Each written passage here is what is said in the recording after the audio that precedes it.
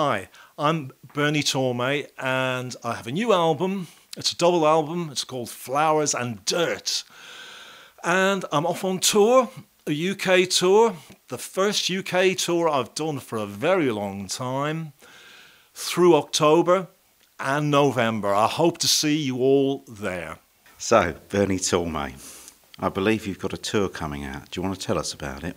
I have indeed. Yes, I'm on tour from the middle of October up until the middle of November. UK tour. It's I haven't actually done a Bernie Tormé tour of the UK in a long, long time, so it'll be almost, as if I've never been there before. It's probably changed so much in the meantime. But nonetheless, we're going to hear all your new hits from the album. We're going to hear some other stuff as well. Yes. It'll be an awful lot of classic tracks from my career in the past and some new tracks. Mm-hmm. And I'm hoping, to try to change it from gig to gig.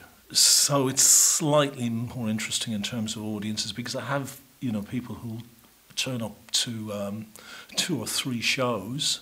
So I'm hoping to have, different tracks for them at each show. Fantastic. That's even if I don't know how to play them. And you're going over the border to Scotland in spite of the wall, aren't you? Yes, yeah, that's right. Yeah.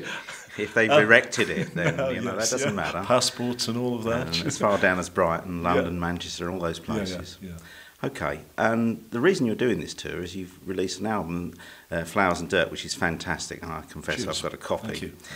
Several hits on there, as well as some really long pieces that you can sort of spend ages on. But I specialise in those. Yeah.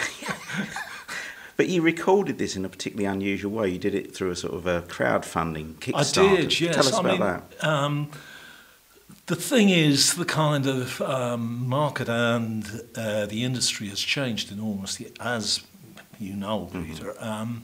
There isn't really a kind of an infrastructure there for people to record albums generally anymore, if they aren't, awfully large acts, awfully important acts. It's not possible to get a label to kind of cough up 20 grand. They just don't do that, or even 10. So I had a friend, Ginger, from the Wild Hearts, who had specialised in doing this particular crowdfunding thing, and he talked to me about it, and also to Arthur Brown, the god of hellfire himself. So, wow. And they both said I ought to try it. I mean, I was very wary about it because I had no idea how it would go. So I asked for enough money to complete and press up, and I had it in a day. It's absolutely crazy. I know. I mean, I was like, my God, people actually remember me, It went 4 times as much as funding, 420%, I think. Yeah, that's it. So just absolutely kind of incredible. And people that have bought into this, sometimes they get an album, they get a T-shirt, they get signed stuff. It's generally an album and a signed album. There's, a proportion of them have a T-shirt. It's there's obviously a tiny proportion had just a download. I mean, the majority of people paid. Large amounts. I was, wow, fantastic stuff. Please give me more. It's like, give me your money. Come on. 1 or 2 idiots have even bought into the idea of playing a number on stage. That's right. Yes. I name no names, Peter. Yeah, I'll be on the ukulele. But other people can still buy specialist guitar lessons, can't they? They can, yeah. Because we're sitting in your studio here. I mean, and I have had a few of those. It's great, I mean, it's. So there's still time to go and buy a lesson with a master, really. Coming on to Masters of the Universe then, I mean, tell us any tellable stories about some of the people you've worked with. Tellable stories? You know.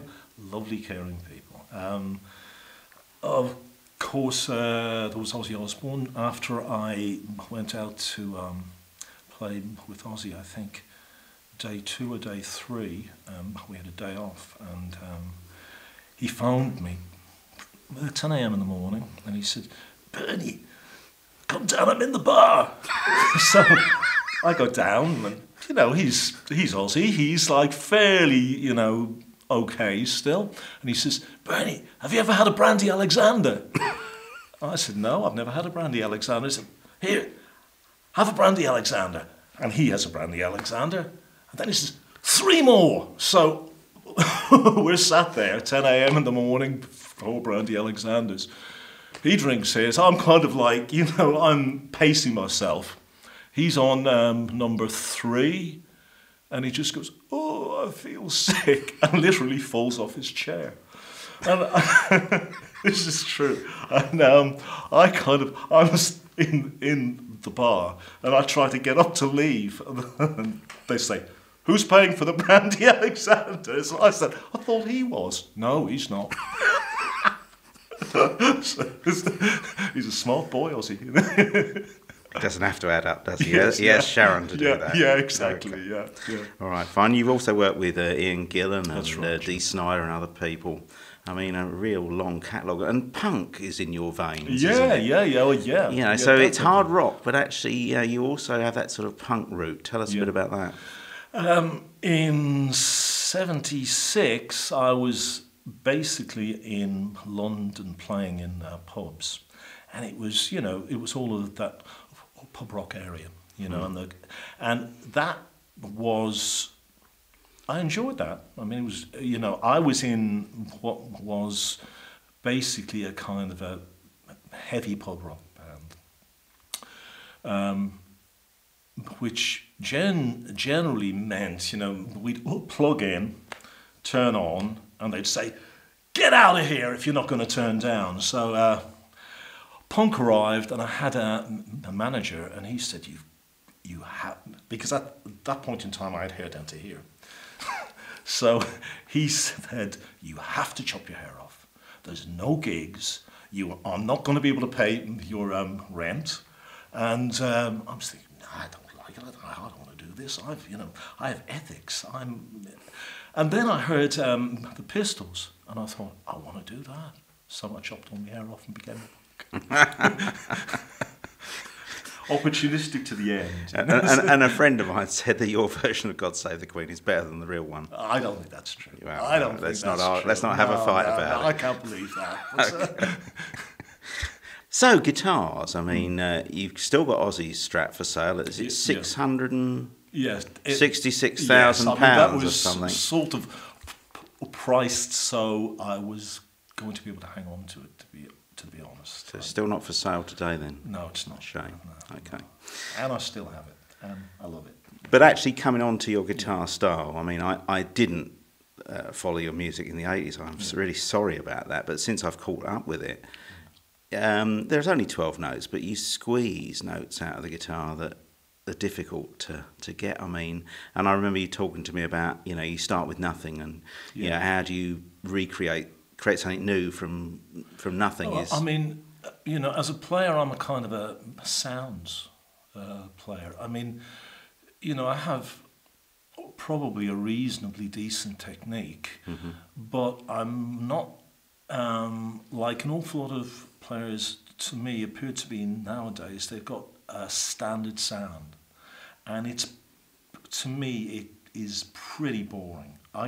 I'm like, you know, basically trying to get an awful lot of different sounds, tones, squeals, cleannesses out of a guitar that I don't think generally the kind of generation that went to Berkeley and those places in America actually do now, because the pickups tend to be standardized. The whole guitar tends to be standardized. Flat necks, hard to bend. I like classic. I like being able to do classic rock and roll sounds, and jazzy sounds, and heavy sounds, and because to me it's about trying to describe the world as I see and hear it through a piece of a plank, really, that has strings on it, and I enjoy that. It isn't as if I kind of, I think I'm right and everyone else is wrong. It's just the kick that I get out of it is that, And it's got to be loud, really, as well as. Yeah. And just away from the guitar, because people who hear this album are going to love the guitar. I can guarantee that. But also, you've taken a lot of trouble to write some interesting songs on the thing with the lyrics and stuff. And there's a few standout tracks in the album that sort of sound to me as they have a bit of a story attached. I particularly pick out the track "Good Man Down." I wonder if there's a story behind that, because it isn't just. It speaks to me more than just a few words you put together. It sounds like it's got a story behind it. That song is for me about my experience, and it is purely, a personal experience. It isn't describing anyone else, of standing in for Randy after his death. With Ozzy, it isn't in any way, shape or form about Randy. It isn't in any way, shape or form about Ozzy. It's just feels like sort of a sort of hard duty. You've got to do it, but it's some regret. That was it. Because that was a song that's been there. That was 1982. That's a long time ago, but. Anyone who writes, I don't think the kind of time is the important thing, because it's coming to a point that you can actually try and, express it. But I wouldn't have ever done it and make it obvious, because it's not about the people, it's about my emotional experience at that time. But like all great creative people, then this one's been sitting around incubating for some time, until it felt right to come out. And actually, oddly, of all of the tracks, the backing track of that I recorded a long time ago. Oh, okay. I only did the guitar and the top line recently, but I had the bass and drums. So we've got Flowers and Dirt. When is it officially released? The 29th of September. Oh, fantastic. That's the day that you're at the borderline, isn't it? It's the month before. Yeah. It's a month before. Yeah, that's so right. 29th of September, Flowers and Dirt. It's BernieTormé.com, isn't it? No, it isn't. It's .co.uk. Oh. .co.uk, yeah. Okay, and the tour lasts all through from September through to end of October at the moment, doesn't it? It isn't. It's October until end of November. So I've got everything wrong. Absolutely. Yes. Which is quite normal for me. Thank you very much, Bernie. I just love your work. Cheers. And I'm sure we're going to hear a bit of it playing around towards the end of this video. Thank you. Cheers, Peter. Thank you. Thanks.